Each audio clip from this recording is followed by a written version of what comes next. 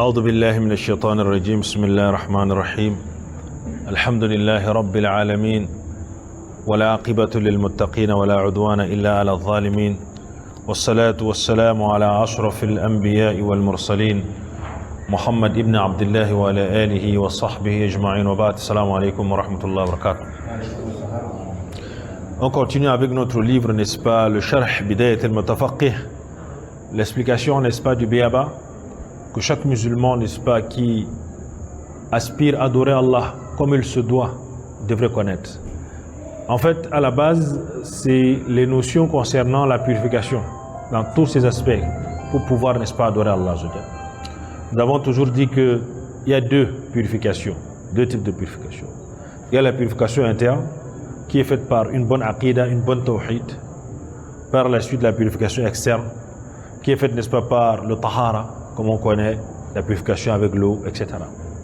Nous avons parcouru, n'est-ce pas, dans le kitab al-tahara, on avait fini avec la dernière partie concernant, n'est-ce pas, le tayammum, c'est-à-dire l'ablution sèche. On a dit à la fin que la prière, on ne doit pas abandonner la prière, même s'il n'y a pas l'eau. Allah Azza wa Jal a révélé à son prophète sallallahu alayhi wa sallam et par conséquence à cette communauté les moyens de l'adorer même lorsqu'il n'y a pas d'eau, même lorsqu'on se retrouve dans les difficultés et qu'on est incapable de pouvoir faire ce qui est prescrit. Voilà comment on peut trouver la solution. La prière ne quitte sur le serviteur que lorsqu'il perd la raison, il devient fou. En ce moment-là, le prophète sallallahu alayhi wa sallam nous a dit Rufi'atil aqlam ala thalath, la plume est levée sur trois personnes, ala sabi hatta yahtalim, sur l'enfant jusqu'à ce qu'il atteigne l'âge de la puberté, ala naim hatta yufiq, sur, n'est-ce pas, celui qui dort jusqu'à ce qu'il se réveille, parce que lorsque tu dors tu ne contrôles plus rien. Il n'y a pas la plume, les malaïkas ne notent pas, le kiram katibina ne note pas, ala al-majnoun hatta yaqil, sur le fou jusqu'à ce que sa raison revienne. Donc même si tu es couché au lit, on a dit que tu ne peux pas faire les ablutions, tu vas prier, tu fais le tayammum. Et tu pries même si c'est avec les yeux. Taïb Jama'a. On était donc au 10e point, Ashiran Babu Izalatil Najasa. Le chapitre parlant, n'est-ce pas, de comment nettoyer ou éliminer l'impureté. On a dit il y a deux types d'impureté. On avait dit il y a deux types d'impureté. Il y avait Najasatun Ayniyya, la tutahhar bil ghusli ka lahm al khinzir. Il y a ce qui est impur en soi-même, en elle-même. Il y a la chose, elle est impure elle-même à la base, comme la viande du porc. Même si tu laves ça, tu mets n'importe quel genre de purification. Parce qu'on sait que par exemple, lorsque c'est une chose qui a été impurifiée par quelque chose, on peut laver. Et en lavant, ça devient pur. Mais il y a des choses que même en lavant, tu ne peux pas purifier ça parce que c'est impur en sa nature. Comme la viande du porc, n'est-ce pas? Comme les croûtins de l'âne, il y a des choses qui sont impures à la base. La deuxième forme d'impureté, najasatu, yani najasatu tari'ah, une impureté qui vient se coller à quelque chose de pur. Une impureté qui vient par accident. Quelque chose s'est passé, tu as ton habit, les urines ont touché. Tu fais comment? Tutahhar bil ghusli ka thawbi alladhi waqa alayhi al bawl. On purifie ça avec quoi? Avec de l'eau. Par exemple, un vêtement où il y a les urines qui viennent se coller, tu laves. Tu es en train de venir à la mosquée, tu as fait les ablutions, tu marches dans les... ton pied glisse, tu tombes dans quoi? Tu marches dans quoi? Dans les caniveaux où il y a les urines, tu connais que c'est un caniveau qui n'est pas propre. Tes ablutions ne sont pas annulées, mais tu laves simplement la partie qui a été impurifiée. Tu es en train de venir à la mosquée, une personne est en train de verser l'eau, elle n'a pas vu. Comme ça arrive souvent chez nous. Tu passes là à côté d'un immeuble, on verse l'eau. Tu ne connais pas la nature de l'eau. Qu'est-ce que tu fais? Tu prends l'eau, tu laves la partie qui a été touchée. De même, tu es en train de marcher, tu marches, tu les excréments avec tes chaussures. Ça a touché ton pied. Ça n'annule pas ton ablution. Tu laves simplement la partie qui a été touchée. C'est une impureté tari'a. Tu es en train de marcher en route, un mécréant que tu connais, par exemple, depuis tu n'as pas vu, wallahu alam, une connaissance, une connaissance, mais c'est un mécréant, subhanallah. Un voisin qui n'est pas mathalan musulman, il te voit à distance, il vient t'embrasser, cap. Hein? Il transmet que, mais qu'est-ce que tu m'as fait là? Je pars à la mosquée, tu viens me... Il n'y a rien. Lui, il n'est pas une impureté en son sens même. C'est sa aqida qui est sale. S'il n'y a rien d'impur sur ton corps, il n'y a rien. Il peut même te saluer tout le temps, la main, tu le salues. Si c'est un homme, mathalan. Ça ne te rend pas impur. Mais par précaution, on évite, comme eux, ils peuvent toucher n'importe quoi là, avec la main là. Ouais, un peu bien. Taïb. قول النجاسة عين مستغذرة شرعا. On avait dit que dans ce bab, fihi arba'atu dawabit. Il y en a 4 points qu'on va voir dans ce chapitre-là. الضابط الأول, la première articulation, النجاسة عين مستغذرة شرعا يزول حكمها بزوالها ولو بغير ماء. Donc l'impureté en elle-même, sur le plan juridique, devient impure en fonction de la saleté que ça porte. Et sa nature de saleté ou bien d'impureté quitte avec quoi? Avec ce qui va enlever cela. Yani yazuluha walau bighayri ma'. طيب, comment cela? Qu'est-ce que ça veut dire? Il explique. أي ليست حكما ولا وصفا يعني لا بد أن يكون لها جرم. Il y a des impuretés où, pour qu'on considère ça comme impureté réellement, il faut qu'il y ait une forme. Bilawnin, qui ait une couleur. Wa ta'amin, qui ait un goût. Wa rihin, qui ait une odeur. Voilà les 4 choses qui nous permettent. Wala yashtarutu laha adadun fil ghasalat. Il y a des choses, n'est-ce pas, que leur impureté en soi-même fait c'est que, pour les rendre impurs, on n'a pas besoin d'un nombre pour laver. Mathalan, je prends un exemple. Tu es en train de marcher, il y a une gouttelette d'eau sale qui te touche. Ça a laissé quoi? Une tache, jirmoun, une forme, n'est-ce pas? Une couleur, laounoun.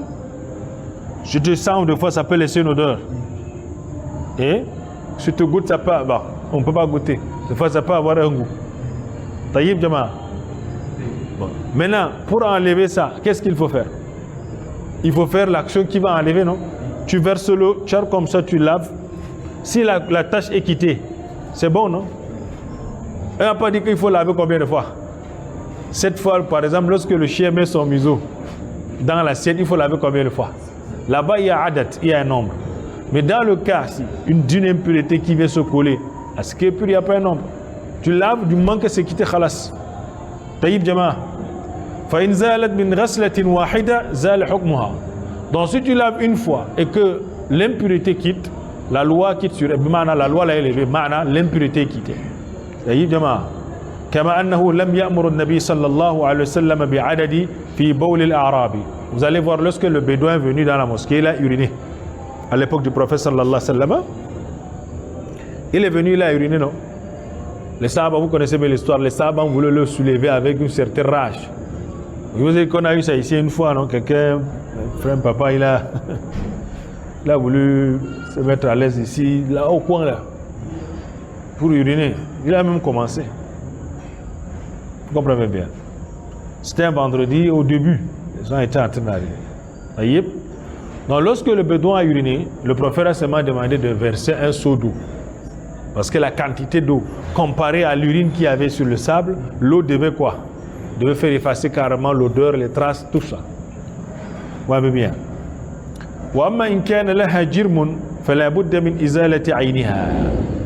S'il y a une forme, une tache quelconque, qui se forme quelque part, il faut qu'on enlève la tache. Sinon, ça ne peut pas être impur. Même si l'odeur quitte, même si la couleur quitte, mais qu'il y a encore les traces, il faut que la trace finisse. Par exemple, les urines. Ou bien, ça dépend, les excréments. Tu peux verser l'eau, mais tu vois encore que ton blanc, là, il y a encore un genre là. Un genre jaune. Il faut que ça quitte d'abord pour qu'on considère que le vêtement est comment? Est pur.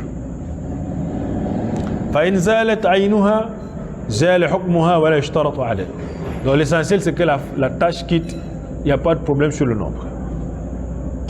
Ça c'est par rapport à najasa aynun mustaghdara. Donc c'est une une tâche, une impureté bien définie. Shar'an. Qu'est-ce qu'il dit shar'an? لأنه لا سبيل إلى معرفة الحلال والحرام إلا من الشرع. Shar'an, ça veut dire juridiquement. Parce que c'est juridiquement qu'on connaît ce qui est halal, ce qui est licite, ce qui est illicite. إذ الطباع لا تتفق, n'est-ce pas? La nature, ça, Allah fahasbi. Il faut que ce soit shar'an connu. Si c'est pas connu, c'est pour cela qu'il y a aujourd'hui les savants qui écrivent dans les fiqh al-nawazil. Il y a par exemple les impuretés qu'on voit aujourd'hui, qu'on ne connaît pas. Mais on essaie de purifier ça. Je vous ai parlé de quoi? On va lire ça. Je vous avais dit qu'on va lire ça dans notre livre, si on va prendre un temps pour lire les masail par rapport à ce chapitre sur le najasa. Je vous ai dit qu'aujourd'hui, la jurisprudence, n'est-ce pas, a dit que si une eau qui est impure, comme les eaux de WC, comme je vous ai pris l'exemple, il y a les eaux de WC qu'on réussit à purifier jusqu'à ce que ça devienne utilisable. Du moment qu'on a enlevé quoi? Tout ce qui la rend impure. Déjà, son goût change, son odeur revient comme une eau normale, sa saveur, une eau normale, c'est même sa couleur. Donc, or, dans ces pays-là, ils réussissent à purifier les eaux de WC parce qu'ils n'ont pas assez d'eau, comme je vous ai pris le cas de la Namibie. Eux, ils n'ont pas de la pluviométrie est tellement réduite là-bas. Donc là-bas, l'eau de WC, c'est comme nous ici, on verse ça dans les fosses là. Eux, leurs fosses là sont des fosses qu'on conserve plutôt. On canalise l'eau de WC, tout ça dans une unité de transformation. Dans cette unité, transforme l'eau là. Ça purifie jusqu'à ce qu'ils mettent dans les bouteilles, comme chez nous, l'eau minérale, ils boivent et ils font tout. Le frère rit seulement. Naam. Naam, Jama'a. Et les ulémas ont dit, subhanallah, les ulémas ont dit dans le fiqh al-nawazil que si cela répond aux critères qui nous permettent, n'est-ce pas, qui lèvent, par exemple, le danger sur le plan sanitaire, etc., et que l'eau là répond aux critères, naam, on fait les ablutions, on prie avec. Aujourd'hui, l'eau peut subir un processus de transformation jusqu'à ce que les lois de la Shar'an, ça s'applique. Parce que c'est la charia qui nous permet de définir si on peut toucher l'eau là ou pas. Vous comprenez bien? Le frère rit seulement. Donc il y a les cas d'impureté qui peuvent quitter même ولو بغير ماء. هذا على الراجح خلافا للمشهور من المذهب الذي يرى أن النجاسة لا تزول بغير الماء والراجح زوالها بغير الماء ما دام قد زال أثرها. طيب il y a les cas d'impureté, n'est-ce pas, qui partent même sans l'eau. Mathalan, vous connaissez le hadith concernant les vêtements des femmes, n'est-ce pas, ou Salama et d'autres qui ont posé la question par rapport aux vêtements des femmes qui traînent au sol. Qu'est-ce qu'on a posé comme question au prophète sallallahu alayhi wa sallam? Vous savez, on va voir dans le najasa ici qu'il y a la purification qu'on fait avec du sable même. Il y a la purification carrément, c'est le sable qui purifie. Parce que le prophète sallallahu alayhi wa sallam a dit que les vêtements qui traînent là, le sable purifie toute impureté qui se colle à ça. Donc il y a des impuretés qu'on peut nettoyer même à sec. Jusqu'à ça devient comment? Ça enlève l'impureté. C'est pour ça qu'ils ont dit ici, il y a des cas où l'impureté quitte même en soufflant.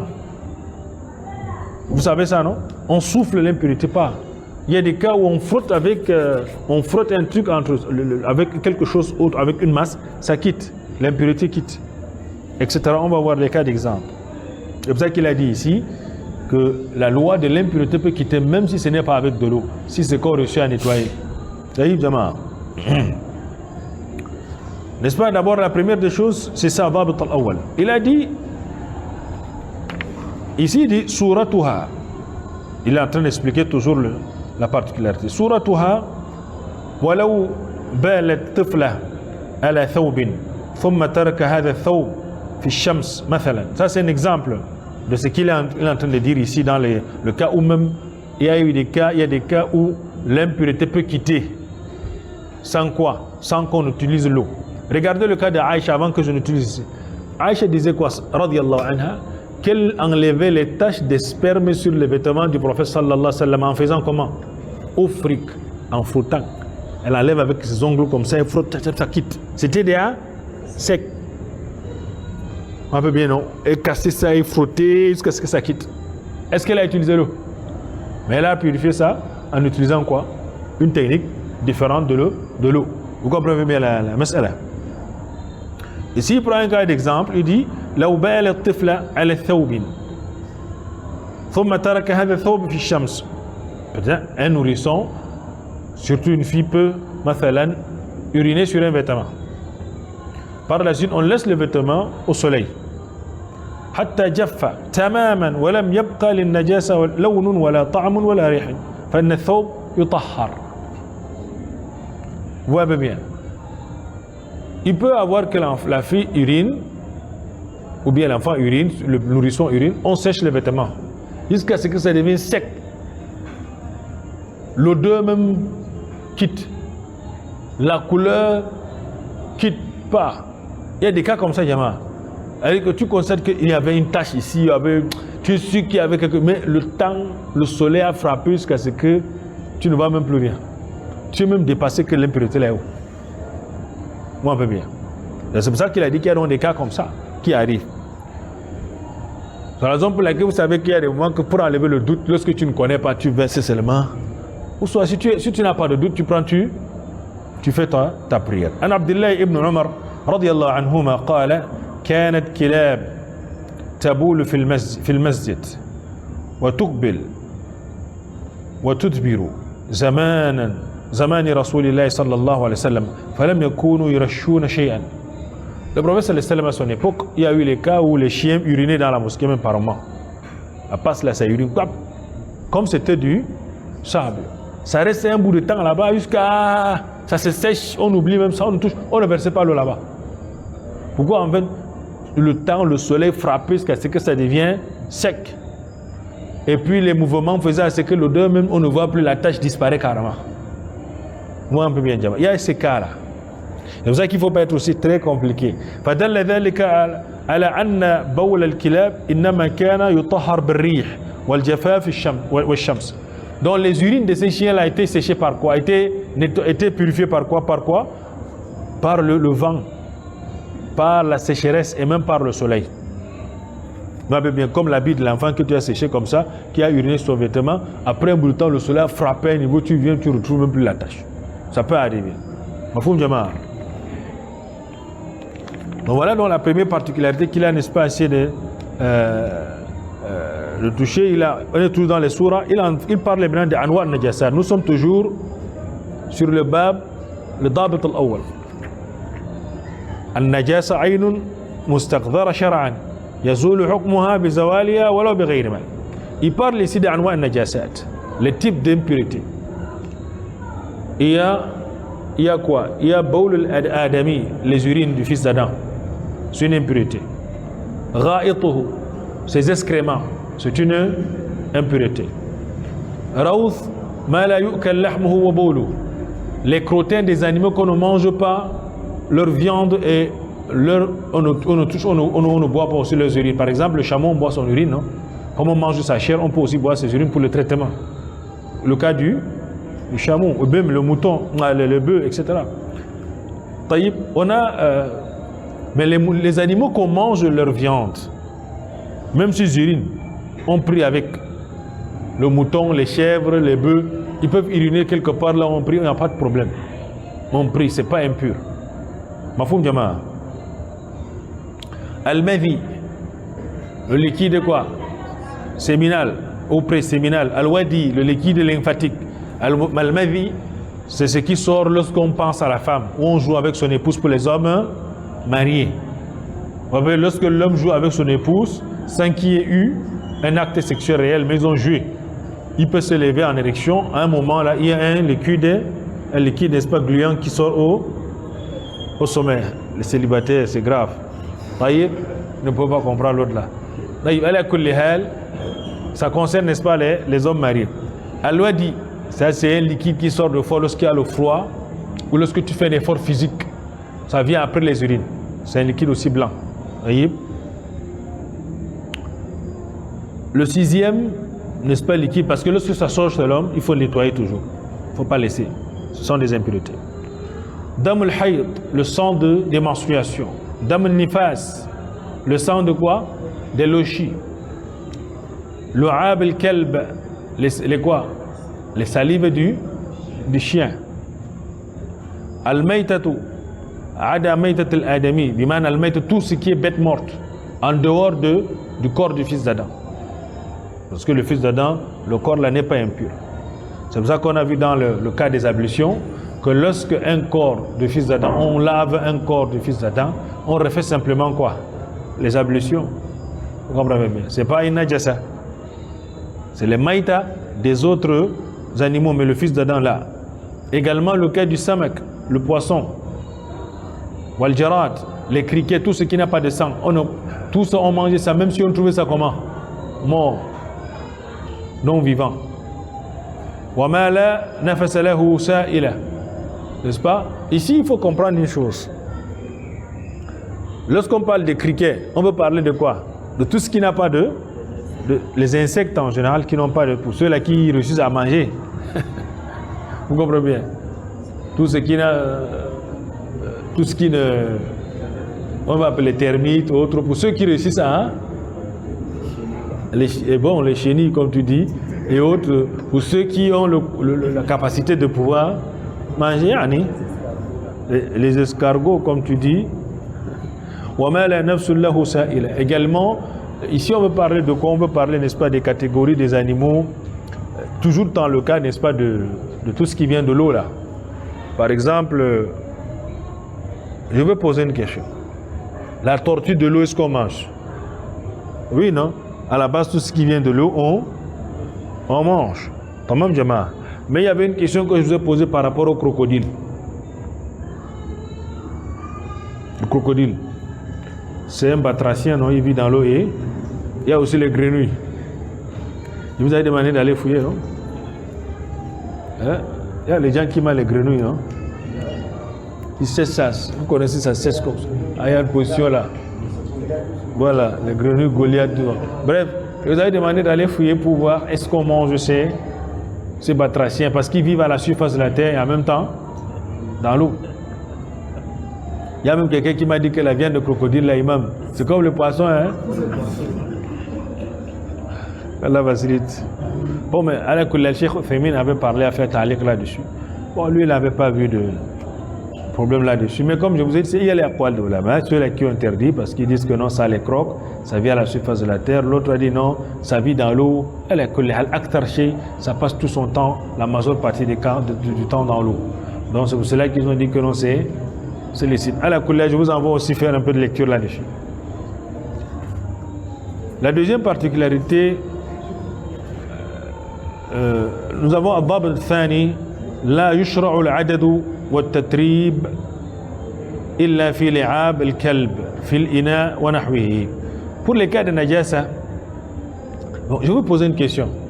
Pourquoi vous ne me demandez pas, pourquoi on n'a pas listé ici le mani, le sperme? Est-ce que le sperme est impur? Non, c'est pas impur. Pourquoi? Parce que le fils d'Adam vient de quoi? Donc ça veut dire qu'on ne peut pas parler d'impureté. C'est pour cela que le prophète allait, malgré que ça séchait sur son vêtement par moment, lorsqu'il revenait de la mosquée, c'est Aïcha, nettoyer ça. Mais les ulama disent que lorsque ça sort à l'extérieur et que ça touche le vêtement, il faut nettoyer. Ça devient quoi? Une saleté. Ça devient quoi? Saleté, mais ce n'est pas une impureté. طيب لا يشرع العدد والتدريب إلا في لعاب الكلب. N'est-ce pas? On est en train de dire ici qu'il n'est pas conditionné dans le Dabr Thani de Najassas, il n'est pas conditionné, n'est-ce pas, un nombre bien précis. N'est-ce pas? Dans le nettoyage de l'impureté. Et l'insistance, sauf dans quoi? Sauf dans les cas de la salive du chien. Lorsque ça met son bec dans quoi? Sa bouche, pardon, son museau dans quoi? Dans l'assiette. Ici, dans le cas de tadrib, c'est le ghasl, l'insistance en lavant. Par exemple, il y a des cas d'impureté qu'on n'a pas besoin de laver, ça quitte en versant l'eau, ou le vent même, voit bien, ou si ça touche le sable. On a vu ça tout à l'heure. Mais on a dit que pour le cas du chien, il faut carrément, il faut laver. Il y a un nombre n'est-ce pas, qu'il faut insister là-dessus. Il a dit Al-Maqsoud bil-adad sab'a marrat. Ici, c'est le nombre de 7 fois. Wa tatrib ay al-ghasl. Il faut laver bit-turab avec le sable. Wa dhalika 'inda yani walughi al-kalbi khassa fil ina. Lorsque le chien met son museau dans une assiette. C'est pour ça que vous qui avez des chiens, certains qui ont les chiens à la maison, il faut qu'ils fassent très attention. Et ce hadith-là, lorsque le prophète sallallahu alayhi wa sallam l'a dit, les savants contemporains, il y a un docteur que je connais particulièrement qui avait embrassé la religion à cause d'un Thaïlandais. C'est son nom qui va me revenir, Tadjasson, un truc comme ça, Ali. Lui, avec ses élèves au laboratoire, ils ont expérimenté ce hadith-là. Ils n'étaient pas musulmans. Vous savez que les autres, là, ils expérimentent ce que nous avons dans le Coran et là, la Sunna. Plus que nous, hein. Comme nous, on n'est pas souvent trop intéressés là. Donc, ils ont pris une assiette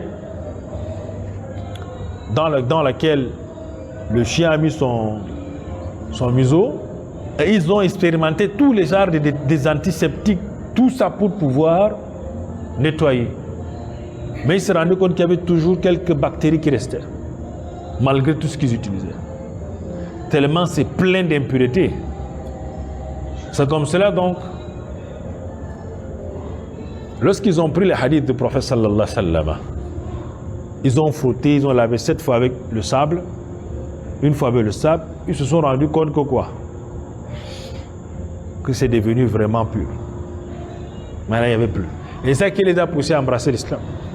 Il a embrassé l'islam d'une manière solennelle. Vous comprenez bien.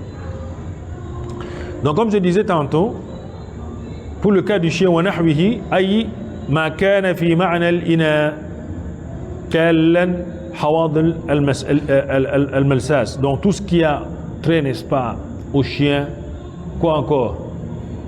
La famille des chiens, là. Si ça vient mettre son museau dans l'assiette, il faut laver combien de fois? Il faut laver ça 7 fois. يجب الغسل من لعاب الكلب 7 مرات إحداهن بالتراب. 7 fois laver, 7 fois, une fois avec quoi? Avec le sable. ويستحب أن تكون الأولى, de préférence le premier. Lorsque tu commences, tu prends d'abord au premier coup, tu laves d'abord avec quoi? Le sable. Tu verses le sable, maintenant tu rinces. Les 6 autres tours, les 6 autres fois, c'est avec quoi? Avec de l'eau. Le hadith rawahu Muslim. وهذا الحكم لقول صلى الله عليه وسلم طهور إناء أحدكم إذا ولغ فيه الكلب أن يغسله 7 مرات أولاهن بالتراب.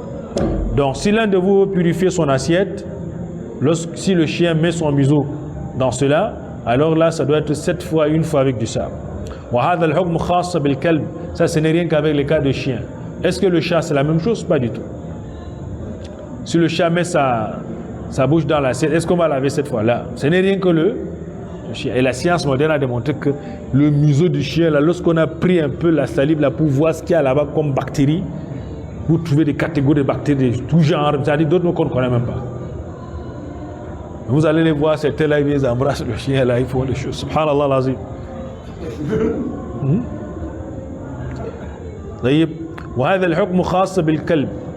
Mais aujourd'hui, eux-mêmes, ils découvrent qu'en fait, que ceux-là qui ont le contact avec les museaux des chiens, là, ils développent certaines maladies nouvelles même qu'on ne connaît pas.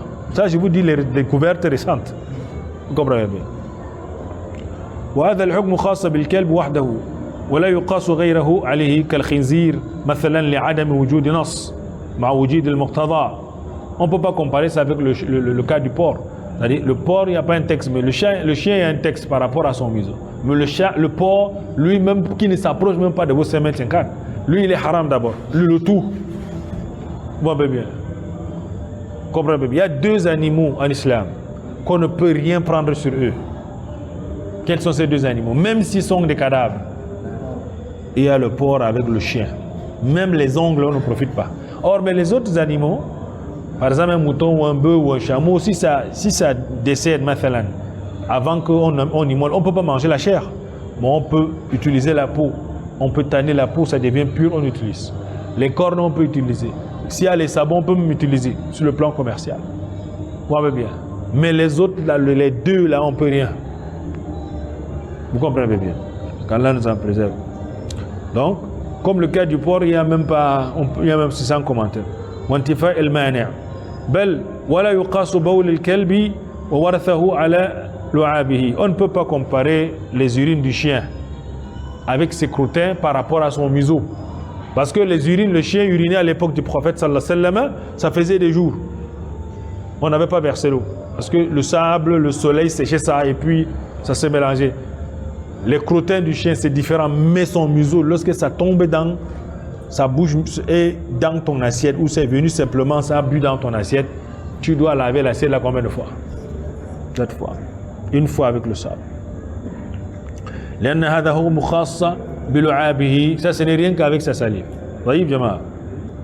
حكم الماء الذي ولغ فيه الكلب. Maintenant, tu as une assiette, tu veux faire les ablutions, tu as mis par exemple une petite assiette comme ça, tu veux faire les ablutions, peut-être un petit récipient, tu veux faire les ablutions, tu veux te purifier avec. Un chien passe là, il met sa bouche. L'eau là devient comment? Hukum. On va voir le hukum. Al-ma'u alladhi walagha fihi al-kalb najas. Donc l'eau, l'assiette, le fait, l'eau qui se trouve dans un récipient où le chien est venu mettre son museau, l'eau là est devenue quoi?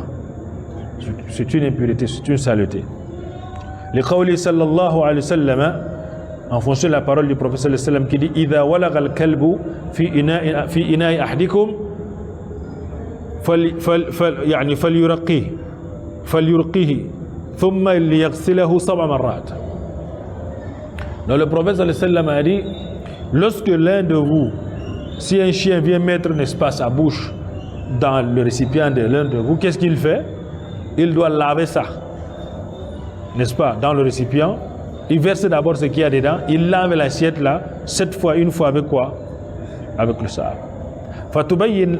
فتبين من قوله صلى الله عليه وسلم يعني فليرقيه يعني نجاسة الشيء الذي ولغ فيه الكلب.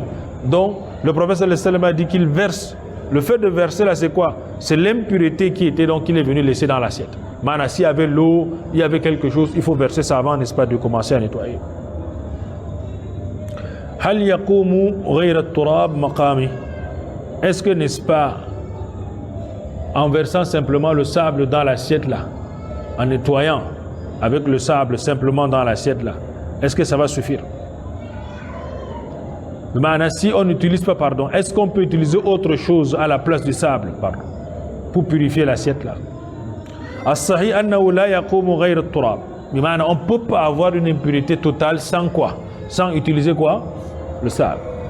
Kas-saboun wal munazzafat al-haditha maqam at-turab. Là, comme par exemple les nouvelles formes aujourd'hui de purification. Je vous ai dit que le docteur Tadjasson Ali, lui, il a utilisé tous les autres formules, les eaux de javel, tout ce que vous connaissez, qui peuvent, n'est-ce pas, enlever les bactéries. Ça n'a pas pu. C'est pour ça qu'il dit que là, ça ne peut pas. De nos jours, on a le savon, on dit que non, on va maintenant le savon, on désinfecte, khalas. Là. Vous savez qu'il y a les bactéries qu'on a découvert que ça se développe même dans les milieux chauds, dans les milieux froids. Il y a des styles de bactéries très résistants. Vous voyez bien. وينبغي الاقتصار على التراب كلفظ الحديث. On se contente, n'est-ce pas, de quoi? Du sable, comme le hadith du prophète صلى الله عليه وسلم l'a spécifié. وهذا وجه في مذهب الإمام أحمد وهو مذهب الظاهرية وهو ما أثبته الطب الحديث وهو الصحيح. Donc les madhahib l'ont confirmé et même la médecine moderne l'a confirmé. Il faut utiliser cette formule là. قوله بول. N'est-ce pas, ça, toujours, n'est-ce pas, nous sommes en train de parler de baoul, on est en train d'expliquer maintenant, baoul, kharaja bihi al-gha'it. Ici on parle, n'est-ce pas, des urines. Qawluhu baoul, toujours dans la même parole. On a le cas des urines. Ici on ne parle pas des excréments. Qawluhu al-ghulam. Ici on parle, n'est-ce pas, de l'enfant. Kharajat bihi al-jariya. On parle ici de l'enfant. Il faut faire la différence entre un garçon et une fille. Ici, on parle d'un garçon et non d'une fille. Parce que les urines d'une fille sont traitement et à part, par rapport aux urines de quoi? Du garçon, du nourrisson. Parce que ici, les urines du garçon, on peut nettoyer ça en versant de l'eau. Mais les urines de la fille, il faut laver. Maintenant, la question que je vous pose, selon votre compréhension scientifique, qui peut me dire exactement, scientifiquement, la particularité de ces deux urines-là? L'urine de la fille et l'urine du garçon. Qui peut imaginer dans ses recherches ce qu'il a fait comme recherche? Pourquoi l'urine de la fillette, bien de nourrisson, fille, nécessite qu'on l'a par rapport à l'homme? Qui peut imaginer? Qui peut un peu fouiller?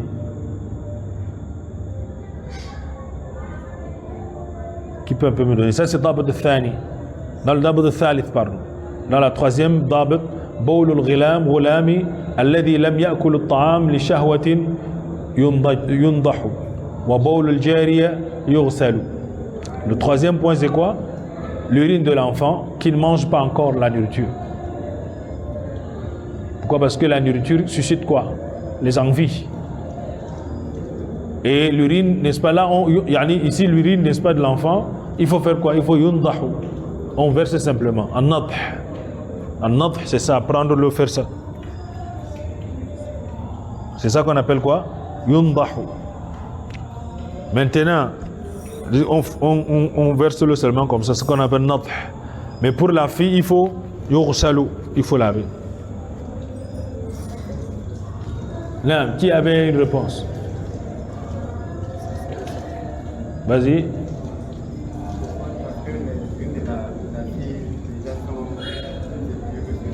Sont plus. Je vais vous dire une chose. S'il y avait un médecin, il devait nous éclairer. Vous savez que la fille, lorsqu'elle vient au monde là, elle vient avec tous ses œufs. Vous comprenez? Vous comprenez ce que je suis en train de dire? S'il y avait un docteur, il devait un peu mieux nous confirmer cette thèse-là. La fille, lorsqu'elle vient au monde, elle vient avec tous ses œufs. Et ce sont les œufs là qui vont constituer sa menstruation lorsqu'elle va atteindre l'âge de la puberté. C'est ça qui va venir chaque fois, au période de menstruation. Vous comprenez ça? Donc, elle vient déjà avec une composition particulière. Vous comprenez bien? Ça, c'est une première réponse. Allez fouiller encore l'autre. Je voudrais que vous fouillez, ça vous amène au vendredi prochain, Inch'Allah. Donc, ces urines même sont composées. Elle vient avec tous ses œufs. Vous comprenez bien? Lorsqu'elle atteindra l'âge de la puberté, ces menstruations vont commencer. Ce sont les œufs là qui vont venir. Au fur et à mesure. De ça, D'ailleurs, comment ça? Subhanahu wa ta'ala. Cela la connaît.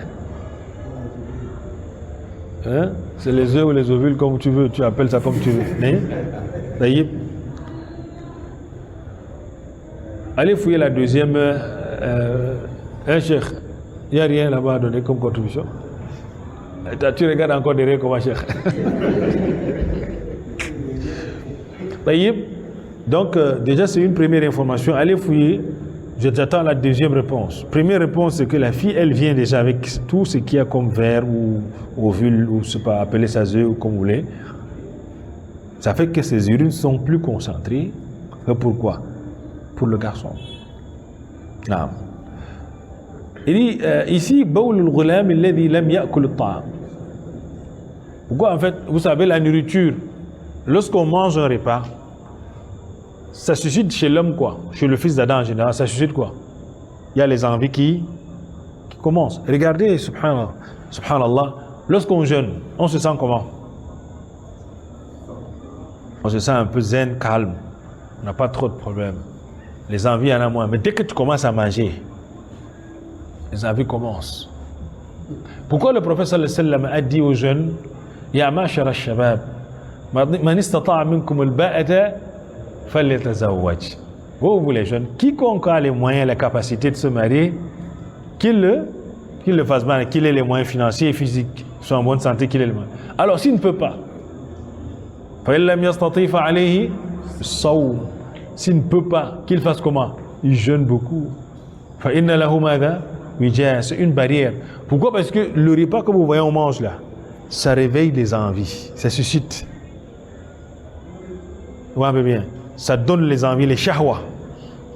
L'homme commence à avoir un peu certains désirs. Il a envie ceci, etc. Vous voyez bien. Il sécrète certaines choses dans le corps. Vous voyez bien. C'est la raison pour laquelle, vous savez, pour les hommes mariés connaissent, avant que, il y a toujours ce qu'on donne. Vous savez, Aïcha radiyallahu anha, lorsque le prophète revient, elle pousse le lait. Le prophète boit. Ça, ou bien madame te donne un repas bien spécifique, tu manges, tu payes comme on dit en tradition chez nous. Lorsque la femme prépare, tu manges, il faut payer. Taïb Jama. Bon, ça c'est pour les mariés, vraiment les célibataires vont nous excuser. Khairan. Taïb, n'est-ce pas? Yani, Baoul al-Ghulam, les urines de l'enfant qui ne mange pas encore, il n'y a pas de problème. Mais lorsqu'il commence à manger, alors là il faut une autre base qu'on va en parler, Inch'Allah ta'ala. Il a dit الذي لم يأكل الطعام لشهوة يعني وحد أكل الغلام الطعام بشهوة يعني هو أن يشتاق إلى طعام ويشتهيه إذا رآه فقبل ذلك ينضح بوله وبعده يغسل. Ici, les ulama disent qu'en fait, que s'il ne mange pas encore, s'il ne mange pas les repas, proprement dit là, si c'est le lait, il n'y a pas de problème. Mais s'il commence à manger le repas, il faut faire comment? Il faut laver. Mais s'il ne mange pas, on fait comment? On asperge simplement. عن علي رضي الله عنه قال رسول الله صلى الله عليه وسلم بول الغلام ينضح وبول الجارية يغسل. علي بن أبي طالب dans le hadith نسبره الترمذي وأبو داود وأحمد وابن ماجه صحيح للإرواء. الشيخ الباني l'a rendu, n'est-ce pas, a fait, n'est-ce pas, le takhrij du hadith en disant que c'est un hadith authentique. Le prophète sallallahu alayhi wa sallam a dit, d'après Ali, que les urines de l'enfant, lorsque l'urine de l'enfant nous touche, il faut verser de l'eau, si c'est un garçon, mais si c'est une fille, il faut laver. وعن عائشة رضي الله عنها أن النبي صلى الله عليه وسلم أوتي بصبي فبال على ثوبه فدعا بماء فأتبعه بوله ولمسلم ولم يغسله. Aïcha rapporte, n'est-ce pas, dans la variante, n'est-ce pas, la première variante qui est venue, elle dit que le prophète sallallahu alayhi wa sallam, on a amené un enfant au prophète sallallahu alayhi wa sallam, un garçon, un nouveau-né, et cet enfant-là, il a donc pris cet enfant, mais cet enfant a uriné sur lui, le prophète sallallahu alayhi wa sallam. Il a demandé qu'on l'amène de l'eau, n'est-ce pas?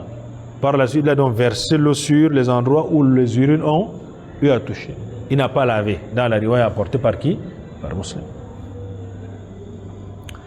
والحكمة في نطح بول الغلام وغسل الجارية. On va voir maintenant la hikmah, la sagesse qu'il y a dans le fait, n'est-ce pas, de verser de l'eau sur les urines du garçon et le fait de laver pour la fille, Inch'Allah, dans notre prochaine intervention. Ou bien on peut rapidement aller pour ouvrir un peu les oreilles. ورد نص بذلك وكفى به حكمة. Il y a un texte qui est venu par rapport à cela, une sagesse.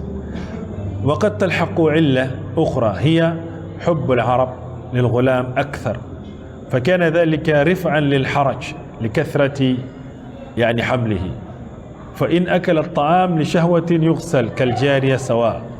طيب, ici il y a une hikmah. Il y a beaucoup de hikam. Je vous avais d'abord dit sur la médecine. Mais maintenant chez les Arabes, ils avaient une particularité. Ils aimaient beaucoup porter les garçons. Vous savez, les Arabes avec leurs habitudes, ils aimaient comment? Ils aimaient porter les enfants comment? Garçons. Par rapport au quoi? Aux filles. Donc c'est une facilité également que le prophète sallallahu alayhi wa sallam les avait donné dans cette hikmah. Comme ils portent beaucoup les garçons, ça veut dire que s'il fallait laver à chaque fois, ce qui devait laver la vie combien de fois? Par rapport aux filles. Ça c'est d'abord la première hikmah qu'il a donnée. Les autres hikmah, on va les voir Inch'Allah ta'ala la prochaine fois. Bi'idhnillahi ta'ala. Mais comme je vous ai dit, la particularité de la fille, scientifiquement on s'est rendu compte que voilà un peu la composition de la fille. Lorsqu'elle vient, elle est différente de quoi? De l'homme. Kalal Facile, j'attends que vous ameniez une deuxième explication scientifique par rapport à ce qu'on est en train d'avancer, avant qu'on ne prenne, n'est-ce pas, la suite, n'est-ce pas, du cours. S'il y a une question, Inch'Allah ta'ala, on peut poser. Naam. Wa alaykum salam wa rahmatullahi wa barakatuh. Sur le hadith du chien, la vaisselle, on lave comment? La première partie, d'abord, si le chien a mis son museau dans l'assiette et qu'il y a quelque chose à l'intérieur, de l'eau, Il faut verser d'abord cette eau. Elle est impure, on ne peut plus toucher. On prend le sable, on nettoie à l'intérieur, le sable fin. On nettoie à l'intérieur avec le sable fin. Si on avait une assiette, on devait le pratiquer ici. On nettoie bien l'intérieur avec le sable fin, toutes les parties, on nettoie. Et puis on verse. On prend maintenant de l'eau, on rince. 2 fois, 3 fois, 4 fois, 5 fois, 6 fois. Avec le sable qui a été lavé, ça fait combien? Soit, l'idéal d'autres ulama disent que tu prends le sable, tu mets un peu de l'eau pour accompagner, si le sable est sec. Tu rinces avec, et puis tu verses, tu nettoies, tu rinces jusqu'à 7 fois. L'eau simple. D'abord avec le sable, on commence. Yustahabbu. Les ulama disent yustahabbu. Il est préférable, n'est-ce pas, de commencer avec le sable et de terminer les 6 autres avec de l'eau.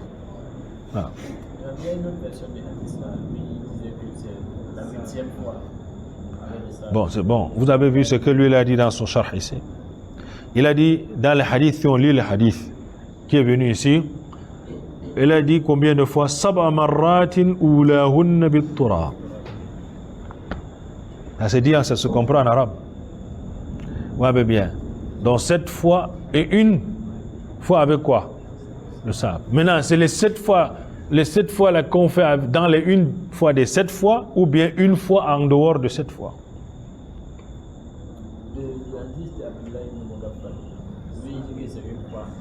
Ça c'est, comme je l'ai dit, ça c'est un livre spécial qu'on est en train de lire. Ouais, bien, lui, c'est là où il s'est arrêté, lui. Il s'est arrêté sur son char avec cette base.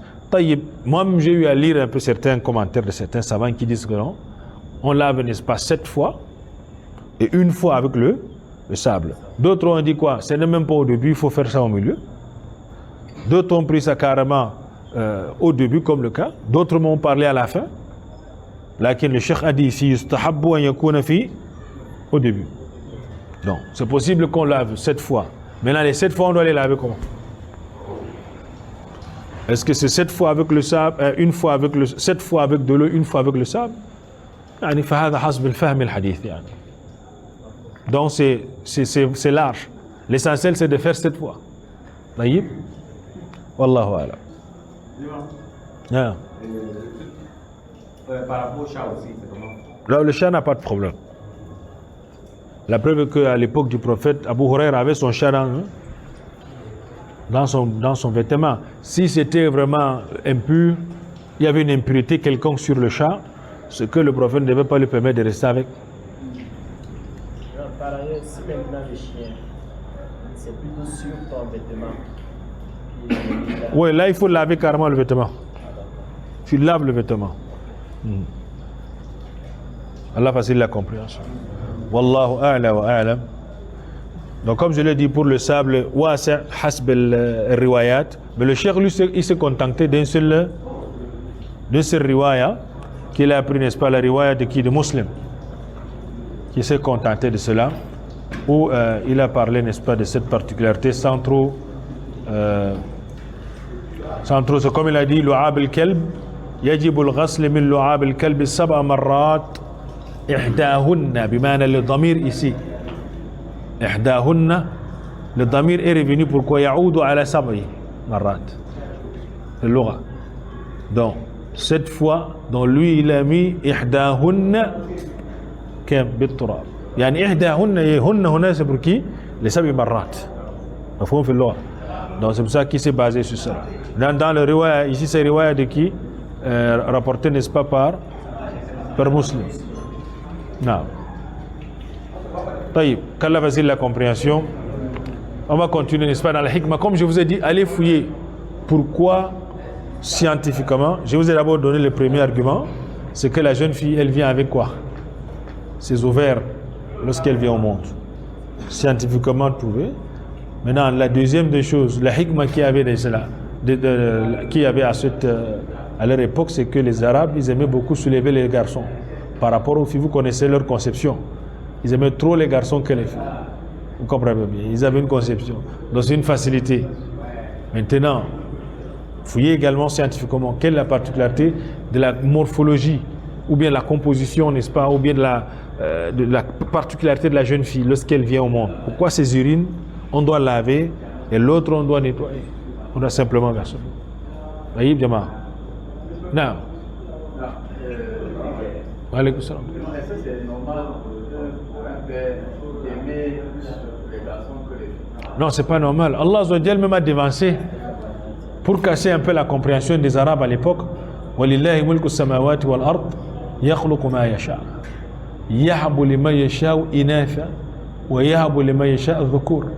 C'est pour casser d'abord la conception des Arabes.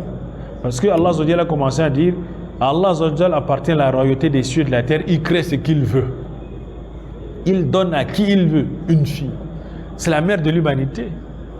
Vous voyez bien. La maman, la fille, c'est la mère de l'humanité. Il donne à qui il veut un garçon. Parce que les Arabes avaient une certaine conception. Or, l'enfant, lorsqu'Allah te donne que ce soit une fille ou un garçon, tu prends avec combien? Avec 2 mains, tu remercies Allah. Et l'expérience a montré que dans notre société, qui sont les personnes qui sont tellement affectives envers les parents? C'est les filles. Surtout le papa. La fille est capable de sacrifier ce qu'elle a de plus cher pour son propre père. Et vous avez raconté une histoire ici, non? Par rapport à cette jeune fille enseignante aux Émirats. Elle est restée là à un certain âge avancé. Elle n'était pas mariée. Il y a un de ses élèves qui lui a posé la question. Il y a Oustada, pourquoi toi tu n'es pas marié? Maintenant Oustada lui a dit, je vais te raconter une histoire. C'est une histoire réelle qui s'est passée. Elle a dit qu'en fait, il y avait un papa à qui Allah Azza wa Jalla a donné des filles.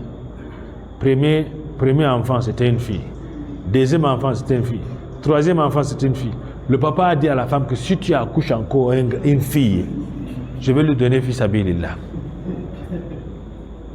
La femme a accouché une fille. Maintenant, donc, le père a dit, je t'avais dit non. Il a donc dit, donne le sein à l'enfant. Je vais l'emballer, je ne vais pas lui déposer dans la mosquée.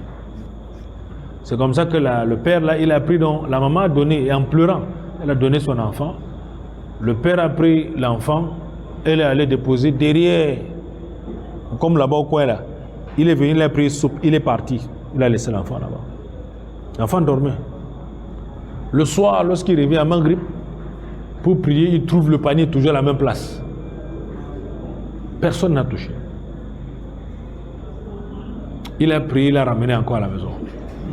La maman a remercié beaucoup Allah. Deuxième jour, il a fait la même chose. Soubi de l'enfant, il revient le soir, il trouve l'enfant.